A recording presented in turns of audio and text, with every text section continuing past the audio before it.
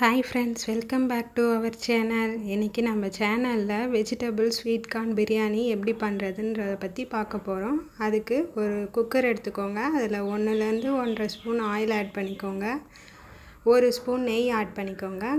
மசாலா பொருட்கள்லாம் சேர்த்துக்கலாம். பட்டை, லவங்கம், ஏலக்காய், சோம்பு, பிரிஞ்சி இலை சேர்த்துட்டு நீல வாக்குல ஒரு சின்ன வெங்காயம் கட் பண்ணி வச்சிருக்கோம். அதை ஆட் பண்ணிக்கலாம்.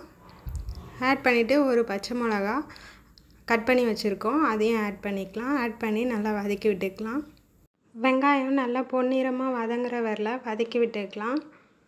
வெங்காயம் வதங்கினதுக்கப்புறமா நம்ம தக்காளி ஆட் பண்ண போகிறோம். ஒரு சின்ன சைஸ் தக்காளி கட் பண்ணி வச்சுருக்கோம், அதையும் ஆட் பண்ணி வதக்கிக்கலாம்.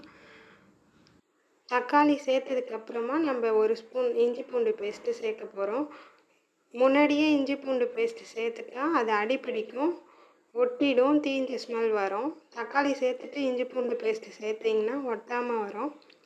இப்போ இந்த சாதத்துக்கு தேவையான உப்பு மொத்தத்தையும் சேர்த்துடலாம். 1 ஸ்பூன் இல்லை 3/4 ஸ்பூன் உப்பு ஆட் பண்ணி வதக்கி விட்டுக்கோங்க. நல்லா வதங்கினதுக்கப்புறமா கொஞ்சம் ஸ்வீட் கார்ன் வேக வச்சு எடுத்து வச்சுருக்கேன்.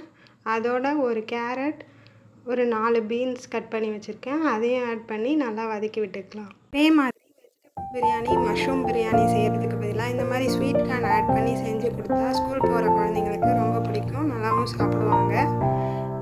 நம்ம சேனலில் இந்த வீடியோ பிடிச்சிருந்தா லைக் பண்ணுங்கள், ஷேர் பண்ணுங்கள் அண்ட் சப்ஸ்கிரைப் பண்ணுங்கள். இப்போ கொஞ்சமாக கொத்தமல்லி தழை கட் பண்ணி வச்சுருக்கோம், அதையும்